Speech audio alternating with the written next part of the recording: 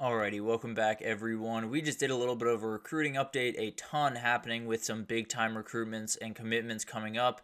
We will break those down as they unfold, but let's get into college football 25 because this was a big week. There's no two ways about that. About everything that you need to know about this game dropped this week. We had gameplay, we had Dynasty mode, we had Road to Glory, we had player ratings. So many things happened this week, and we are only a week out from this thing being in all of our hands and the reality of all of us locking ourselves in our basement for quite some time and playing this game until pretty much our eyes fall out. But let's jump into all of the details that came out throughout this week. And the biggest one I want to start with is Dynasty. I think all of us are going to start there. That is where we are going to spend the majority of our time. And I have my final three teams. I've been thinking about this a lot, trying to weigh the teams that I want. I don't want a Power 4 team. That's pointless to me. I don't think that's very fun. I got UNLV, Western Kentucky, James Madison. Those are the final three teams that I'm deciding between for my dynasty. Once I make a decision, you guys will be the very first to know, and we'll get off running on this thing, and maybe I'll give you some updates throughout. But at the end of the day, dynasty seems like it's going to be really, really fun, as it really always is. But you start by picking where you want to start. As a head coach, as an offensive coordinator, as a defensive coordinator. You can pick any of those. I think I might go offensive coordinator to start and kind of work my way up. I feel like that's kind of a fun way to go about it. If you choose defensive coordinator, just more power to you. That seems like a not necessarily the most fun, but at the end of the day, more power to you if you want to call coverages all day. I do think this is going to be really, really interesting. You do get to pick your coaching build, which is you pick between motivator, recruiter, tactician. So obviously motivator being that kind of GM type role, being the guy that is all over the place and just getting the guys ready to go. Recruiter speaks for itself. Tactician being the Steve Sarkisians of the world, the Lincoln Rileys, the Lane Kiffins of the world, the guys that just are really, really honed in on how to get guys open, how to go about calling plays. Everyone's going to pick recruiting. I'm just going to be totally honest with you. If you don't pick recruiting, why? You need to get as many elite players on your team as possible, and I would bet the vast majority of people will be a recruiter, and those that don't, I think, are just doing it just because they want to be different more than anything else. But at the end of the day, pick whatever you want. There are definitely some good options with all of those. You'll get different attributes because of the build that you pick. So recruiter, you'll have a little bit less ability to call plays, or motivator, you'll have a little less ability to recruit, that type of thing. So it'll be a very interesting way to kind of unpack this game. And then there are some there are some contract expectations, like win X number of games, win a conference, go to the playoffs, etc. And if you don't hit them, you might just be fired. So there is a lot of things going into Dynasty, and it's definitely going to be a very, very interesting thing to unfold. But let's get into player ratings, and let's start with the top 10 players in this game. And it's an interesting group. I'll be totally honest. I did not expect Will Johnson to be the number one guy in this game. I do believe that he is one of the best players in the country. I have no problem with him being very high, but I was a little surprised when I saw him up there. I think Will Campbell being up there totally makes sense. Ollie Gordon, the exact same. Those are the elite guys at those two positions. And again, another thing I really like, no one's a 99, because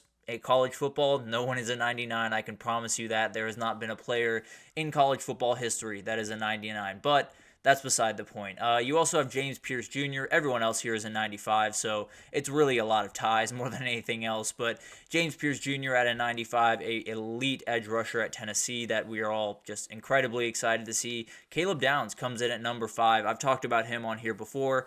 I think that's the best defensive player in the country, but I understand saying James Pierce Jr. or Malachi Starks is absolutely another option here, tied with him at safety. Travis Hunter is right there at 95. He's someone that had to be a little bit hard to rate because it's essentially two different players, right? It's a corner and it's a wide receiver. And frankly, I would have loved if they gave him two different ratings for the two positions. But at the end of the day, this is an elite football player, one of the best in the country, and I not necessarily have too big of a problem with that. I have a little bit of an issue that he is the number one wide receiver, but that goes back to my confusion about the ratings in general. But You also have Mason Graham rounding out this list, a defensive tackle, just elite at Michigan. Quinshon Judkins made this list, and then Tate Ratledge, a very, very interesting choice here, but at the end of the day, just an elite offensive guard in every sense of the word. So very much like him. Let's get to the biggest top-rated players at each position as we get through this. And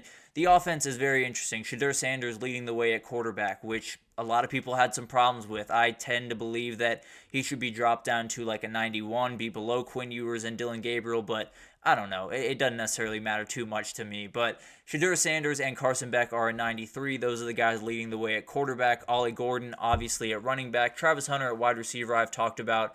I would have him towards maybe number 7, 8, 9 wide receiver in the country, if I'm being honest. But at the end of the day, a very talented player nonetheless. Tight end, Colston Loveland, he's the best tight end in the country. Left tackle, Will Campbell, the best left tackle in the country, followed very closely in this game by Kelvin Banks. And then you have Jonas Cianava, a very, very talented right tackle from Arizona, definitely going to be a first-round pick in next year's draft. Tate Ratledge, we talked about. Clay Webb is a fantastic player down at Jacksonville State. If you end up watching a Jacksonville State game, definitely check out this kid because he's just an absolute force. And then Parker Brailsford, the guy that came over with Kalen DeBoer from Washington to Bama, he's the top safety in the game. So a ton going into this. And then the defensive side, defensive tackle Mason Graham, no question. James Pierce, the number one edge, no question. And then you have the linebackers. You have Michael Williams at the left outside, so they got pretty specific with these linebacker roles. Jay Higgins, the top middle linebacker, I totally agree there.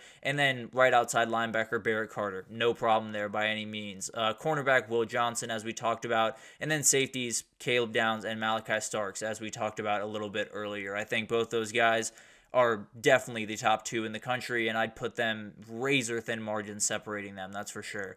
And then let's get into the players. They only released the top 100 players, so who has the most? It starts with Ohio State. 8 players in the top 100 is just out of this world. It gives you an idea of what this team is this upcoming year. Georgia and Bama right there with 6 people.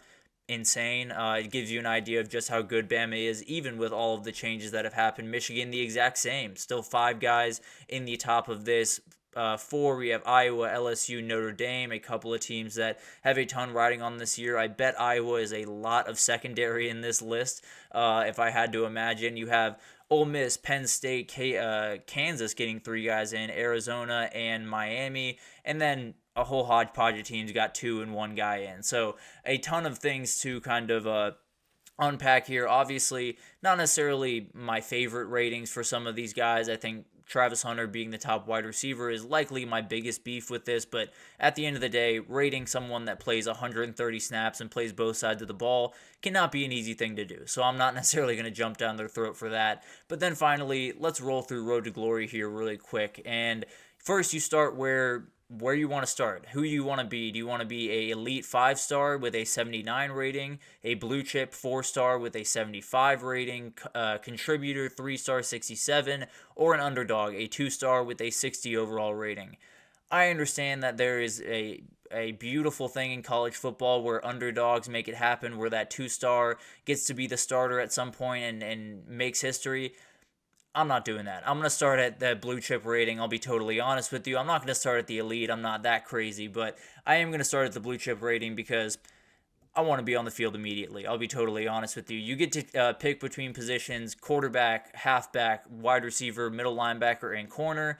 If you pick corner, then you got to have a really long fuse because you're going to get really angry. I'm just going to be totally honest with you. That has got to be the most frustrating position to play. But if you choose it, more power to you. And then they have some academic requirements, which is never the best thing about Road to Glory, but at the end of the day, does give it some real things. So if you drop below a 3.0 GPA, you do lose some attributes. I believe it's called fan favorite is what you lose. So just some of that ability at home stadiums.